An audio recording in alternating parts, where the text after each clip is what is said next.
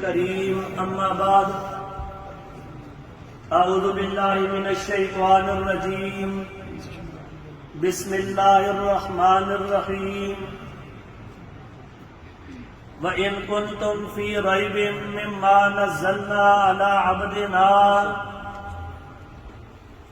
فَأْتُوا بِسُورَةٍ مِّن مِّثْلِهِ وَادْعُوا شُهَدَاءَكُم مِّن دُونِ اللَّهِ إِن كُنتُمْ صَادِقِينَ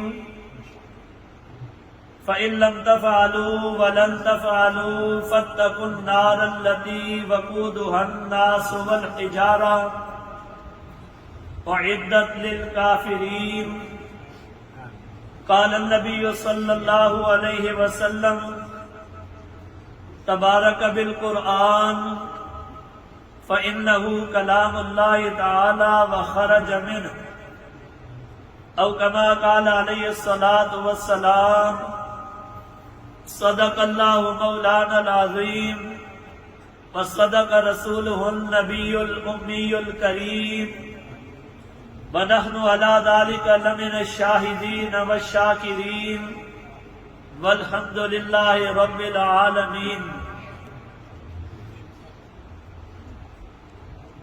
آج یہاں 4 بچوں نے مل کر کے 2 جگہ پر اوپر والی چھت میں اور نیچے والی چھت میں اللہ کی کتاب، اللہ کی کلام قرآن مجید فرقان حمید کو نماز تراویح میں سنایا ہے اور سامعین نے سنا ہے۔ اللہ رب العزت حفاظ کرام کا سنانا اور سامعین کا سننا اپنے دربار عالیہ میں قبول و منظور فرمائے آمین۔ اور بتقاضۂ بشریت حفاظ سے سنانے میں اور سامعین سے سننے میں کمی کوتاہی ہو گئی ہو، اللہ رب العزت اپنے فضل و کرم کے ساتھ معاف فرمائے آمین۔ ختم قرآن کی مجلس ہے، قرآن ہی کے متعلق چند باتیں کرنے کی جسارت کروں گا۔ مبارکباد کے مستحق ہیں وہ بچے بھی اور ان کے والدین بھی جن بچوں نے اللہ کا قرآن پڑھا ہے، سنایا ہے۔ ظاہر ختم قرآن کے موقع پر آپ حضرات کی طرف سے انہیں کوئی گفٹ، کوئی ہدیہ دیا جائے گا، یہ کچھ بھی نہیں ہے۔ اصل ہدیہ، اصل درجات جب اللہ جنت میں ان کے بلند کریں گے وہ اصل ہدیہ ہوگا۔ اور حدیث پاک کے اندر آتا ہے کہ ان کے والدین کو ایک تاج پہنایا جائے گا جس کی روشنی، بلکہ جس کے ایک ایک موتی کی روشنی اتنی زیادہ ہوگی کہ دنیا کا سورج جو ہے اس کی روشنی سے بھی زیادہ ہوگی، اس سے بھی زیادہ چمک والا موتی اس دستار پہ لگا ہوگا جو ان کے والدین کو پہنائی جائے گی۔ اور آپ صلی اللہ علیہ وآلہ وسلم نے فرمایا کہ اگر یہ سورج آپ کے کمرے میں آ جائے، یہ کہے اس کی اتنی روشنی ہے کہ بندہ اس کی طرف دیکھ نہیں سکتا، اس کی روشنی کو برداشت نہیں کر سکتا، اگر یہ سورج آپ کے کمرے میں آ جائے تو پھر اس کی روشنی کتنی زیادہ ہوگی۔ یہ تو ان کے والدین کو تاج پہنایا جائے گا، ان بچوں کو کیا ملے گا؟ اللہ رب العزت ان سے کہیں گے کہ قرآن پاک پڑھتا جا، جنت کی سیڑھیاں چڑھتا جا، جہاں جا کر کے تیرا قرآن ختم ہوگا وہاں پر ہی تیرا محل ہوگا، وہاں ہی تیرا مقام ہوگا۔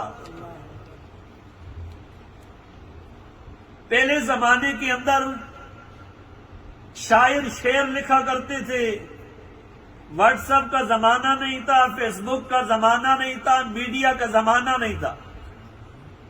اخباروں کے ذریعے کئی مہینوں بعد وہ شعر کسی کے پاس پہنچتا تھا تو کئی شعراء جو ہوتے تھے بڑے بڑے، وہ ایک مصرع لکھ کر چیلنج کر دیتے تھے کہ اس کا دوسرا مصرع لکھو۔ ایک شاعر نے لکھا، اسی لیے تصویر جانا ہم نے کھنچوائی نہیں۔ اس نے چیلنج کیا کہ اس کا دوسرا مصرع لکھو۔ کسی شاعر نے اس کا جواب لکھا، ایک سے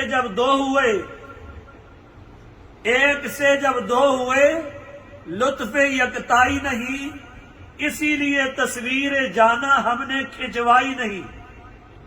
ایک ہندو شاعر لکھتا ہے، کہتے ہیں نا جادو وہ ہوتا ہے جو سر چڑھ کے بولے۔ کوئی مسلمان اس کا جواب لکھے، کوئی اتنا کمال نہیں ہے، لیکن ایک ہندو شاعر اس کے جواب میں لکھتا ہے، بت پرستی دین احمد میں آئی نہیں، اسی لیے تصویر جانا ہم نے کھنچوائی نہیں۔ کسی لکھنے والے نے لکھا کہ آج میں نے نماز پڑھی، کعبہ میرے پیچھے تھا۔ اس کا جواب لکھو۔ ظاہر ہے جب بندہ نماز پڑھتا ہے کعبہ سامنے ہوتا ہے، کعبے کو کوئی بندہ کمر کر کے نماز نہیں پڑھتا، لیکن اس نے چیلنج کیا، کہا آج میں نے نماز پڑھی رات کو، کعبہ میرے پیچھے تھا۔ جواب دینے والے نے کہا تو نے نماز پڑھائی ہے، تیرا باپ تیرے پیچھے تھا۔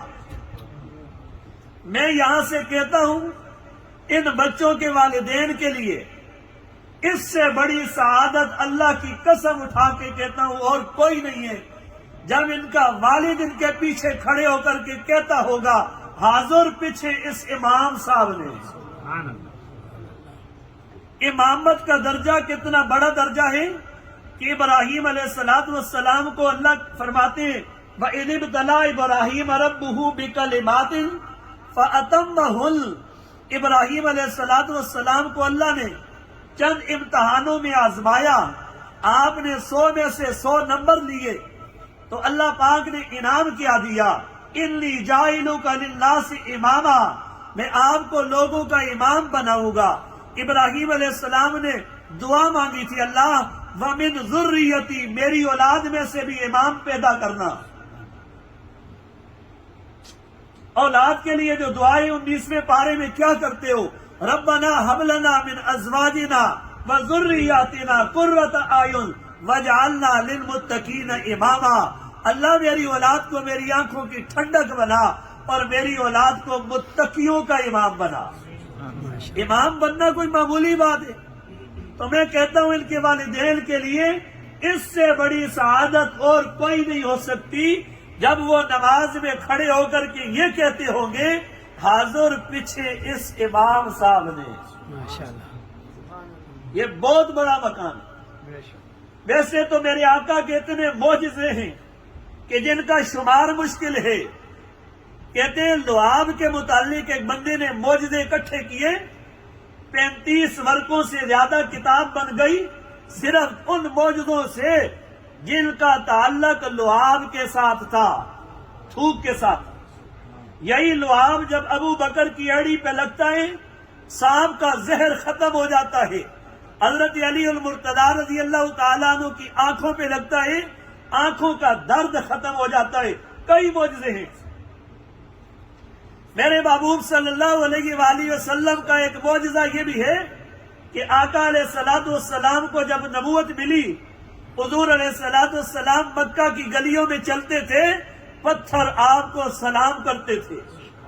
جب آپ وادیوں میں جاتے تھے جانور آپ کو سلام کرتے تھے، آپ سے کلام کرتے تھے۔ یہ بھی میرے نبی کا معجزہ ہے۔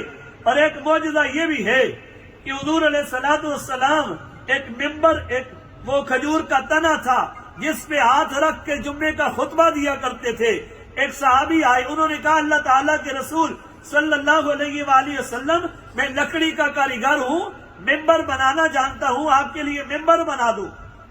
ذرا عمر بھی زیادہ ہو گئی ہے، جسم بھاری ہو گیا ہے، آپ ممبر پہ تشریف فرما ہو کر کے جمعے کا خطبہ دیا کریں۔ ممبر جب بن گیا، حضور صلی اللہ علیہ وآلہ وسلم جمعے والے دن ممبر پہ تشریف فرما ہوئے، وہ کھجور کا تنا رونے لگ گیا۔ صحابہ کہتے ہیں ہم نے آوازیں سنی ہیں، حضور صلی اللہ علیہ وآلہ وسلم ممبر سے اترتے ہیں، اس تنے کو اپنے سینے سے لگاتے ہیں اور اسے کہتے ہیں اگر تو چاہتا ہے تو میں آپ ہی کے ساتھ ٹیگ لگا کر ہاتھ رکھ کر کے خطبہ دیتا رہوں تو میں یہ کروں گا، لیکن اگر تو جنت میں میرے ساتھ رفاقت چاہتا ہے تو میں اس ممبر پہ کھڑے ہو کر کے خطبہ دے دوں، تو مجھے اجازت دے دے۔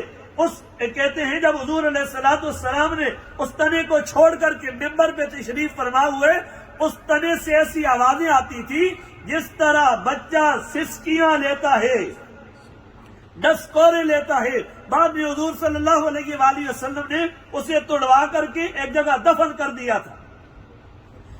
تو یہ بھی میرے نبی کا معجزہ ہے۔ سب سے بڑا معجزہ میرے نبی کا کیا ہے؟ آپ کسی مکتب میں نہیں جاتے ہیں، کسی سکول میں نہیں جاتے ہیں، کسی کالج میں نہیں جاتے ہیں، کسی یونیورسٹی میں نہیں جاتے ہیں، کسی استاد کے سامنے جا کر کے دو زانو نہیں بیٹھتے ہیں، اور آپ کی زبان مبارک سے قرآن جاری ہوتا ہے۔ یہ سب سے بڑا معجزہ ہے۔ لوگ تو امی کا معنی کہتے ہیں ان پڑھ، ایک عالم کہتے ہیں میں اس کا معنی کرتا ہوں ماں والا، ان پڑھ نہیں ماں والا۔ جس طرح بچہ ماں کے پیٹ سے آتا ہے وہ لکھنا نہیں جانتا، وہ پڑھنا نہیں جانتا، اسی طرح میرے محبوب صلی اللہ علیہ وآلہ وسلم گویا کہ ماں کے پیٹ سے آئے ہیں۔ آپ لکھنا نہیں جانتے تھے، حتیٰ کہ اپنا نام لکھنا بھی نہیں جانتے تھے۔ وہ دیبیا کے واقعے میں آتا نہیں جی۔ اور قرآن بھی کہتا ہے وَمَا كُنْتَ تَتْلُو مِنْ كِتَابِهِ مِنْ قَبْلِهِ وَمَا كُنْتَ تَتْلُو مِنْ قَبْلِهِ مِنْ كِتَابٍ وَلَا تَخُطُّهُ بِيَمِينِكَ۔ آپ صلی اللہ علیہ وآلہ وسلم اس سے پہلے کوئی کتاب پڑھنا نہیں جانتے تھے اور آپ دائیں ہاتھ سے لکھنا بھی نہیں جانتے تھے۔ اِذَا لَارْتَابَ الْمُبْطِلُونَ، شک کرنے والے شک تو تب کرے نا، آپ لکھنا بھی جانتے ہو اور آپ پڑھنا بھی جانتے ہو۔ جب آپ کی زبان مبارک سے قرآن جاری ہوتا ہے، یہ میرے نبی کا سب سے بڑا معجزہ ہے، اور یہ ایسا معجزہ ہے کہ اس کا مقابلہ کوئی دنیا کی طاقت نہیں کر سکتی۔ یہی وجہ ہے نا کہ قرآن نے کہا فَاتُوا بِسُورَةٍ مِّن مِثْلِهِ۔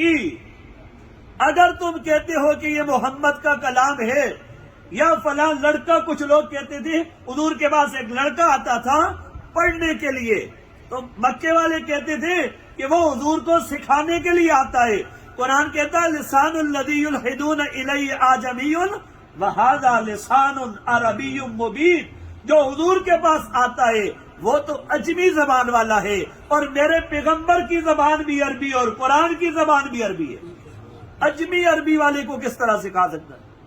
ماں تو کوئی بندہ کہ میں کسی چائنیز سکھانا پہ من نہیں جانی تھی۔ ایک اجمی حضور کے پاس آتا ہے اور آپ کہتے ہیں حضور کو عربی سکھا کے جاتا ہے۔ قرآن تو عربی میں ہے، اس کی زبان اجمی ہے، یہ کس طرح ممکن ہے؟ عرب میں بڑے بڑے شعراء ہوتے تھے، بعض شعراء تو ایسے بھی تھے کہ جن کی کتابیں نصاب میں پڑھائی جاتی ہیں، حماسہ، متنبی، یہ بڑے بڑے شعراء کی کتابیں۔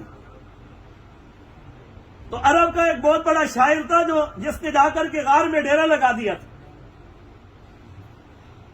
اور لوگ جب شعر لکھتے نا جا کر کے وہ لٹکا دیتے تھے، وہ اس کا جواب دے دیتا، کسی کو 1 نمبر، کسی کو 2 نمبر، کسی کو 3 نمبر، کسی کو 4 نمبر۔ ایک بندے نے اِنَّا أَعْطَيْنَاكَ الْكَوْثَرَ فَصَلِّ لِرَبِّكَ وَانْحَرْ إِنَّ شَانِئَكَ هُوَ الْأَبْتَرُ، یہ کاغذ کے ایک ٹکڑے پہ لکھ کر کے اس غار کے دہانے پہ لٹکا دی۔ جب وہ نکلا نا جواب دینے کے لیے، اس نے جواب دیے، اس کو بھی جواب دے دیا، اس کا بھی جواب دے دیا، اس کا بھی جواب دے دیا۔ جب اس صورت پہ آئے نا، 1 مرتبہ پڑھا، 2 مرتبہ پڑھا، 3 مرتبہ پڑھا، بالآخر اس نے جواب کیا دیا؟ کہتا ہے ما ھذا کلام البشر، یہ کسی انسان کا کلام نہیں ہے۔ کہتے ہیں سورہ کوثر ہمیں تو بہت چھوٹی لگتی ہے نا، اِنَّا أَعْطَيْنَاكَ الْكَوْثَرَ، پورے قرآن کے مضامین اللہ نے اس سورت میں بند کر دیے۔ پورے قرآن میں جو کچھ بیان ہے انشاءاللہ پھر کبھی موقع ملا تو سورت کے اوپر بات کریں. پورے قرآن میں جو کچھ اللہ نے بیان کیا وہ سورہ کوثر میں ہے.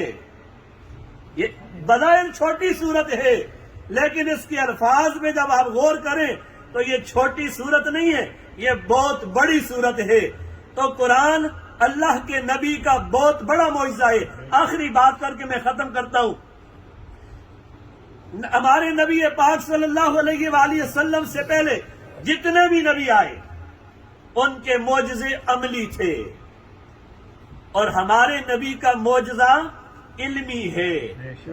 یہ علمی اور عملی میں کیا فرق ہے؟ حضرت سلیمان کا تخت اڑا کرتا تھا، آج نہیں اڑتا. آج نہیں اڑتا نا. حضرت عیسیٰ علیہ السلام مردوں کو زندہ کرتے تھے تو کرتے تھے. مادر زاد اندھے کی آنکھوں پہ ہاتھ پھیرتے اسے بینیائی مل جایا کرتی تھی، لیکن جب وہ آسمانی دنیا پہ گئے معجزہ بھی گیا. جتنے نبی دنیا میں آئے نا، جب نبی دنیا سے گئے معجزہ بھی ساتھ ہی گیا. لیکن میرے نبی کا معجزہ یہ قرآن جو ہے یہ علمی معجزہ ہے. 1400 سال کے بعد آج بھی قرآن پڑھا بھی جا رہا ہے، پڑھایا بھی جا رہا ہے. آج قاری محمد علی صاحب پڑھا رہے ہیں، حافظ ساجد صاحب پڑھا رہے ہیں، ہم پڑھا رہے ہیں. لیکن ساری زندگی نے ٹھیکہ تو نہیں نا ساڑھا، موت آ سکتی ہے ساڑھے بھی نا، ویسا نا دنیا تو ویسا نا. لیکن یہ شاگردوں کی جو خیر تیار ہے یہ پھر بھی قرآن پڑھاتے رہیں گے. یہ آگے اپنے شاگرد پیدا کریں گے، وہ قرآن پڑھاتے رہیں گے. میرے نبی کا معجزہ علمی معجزہ ہے، یہ نبی کے ساتھ نہیں گیا، یہ قیامت تک باقی رہے گا. اسی وجہ سے اسے صدقہ جاریہ کہا جاتا ہے نا، کہ آپ کسی لڑکے کو پڑھا دیں وہ آگے بڑھائے گا، یہ آپ کا صدقہ جاریہ ہے. تو یہ قرآن جہاں بھی پڑھا جا رہا ہے، جہاں بھی پڑھایا جا رہا ہے، جہاں بھی سنایا جا رہا ہے، یہ میرے نبی کا صدقہ جاریہ ہے. یہ سارا صدقہ جاریہ جناب محمد مصطفیٰ صلی اللہ علیہ وآلہ وسلم کا ہے. اللہ سے دعا ہے کہ اللہ پاک ہمیں اس صدقہ جاریہ میں شریک ہونے کی توفیق عطا فرمائے. کسی نہ کسی صورت میں ہم اس میں شریک ہو جائیں. پڑھیں پڑھائیں، نہیں کر سکتے تو تعاون کریں. نہیں یعنی طالب علم بن، عالم بن یا طالب علم بن. اگر ان دونوں میں سے کوئی نہیں بن سکتا تو ان کا خادم تو بن جا رہا.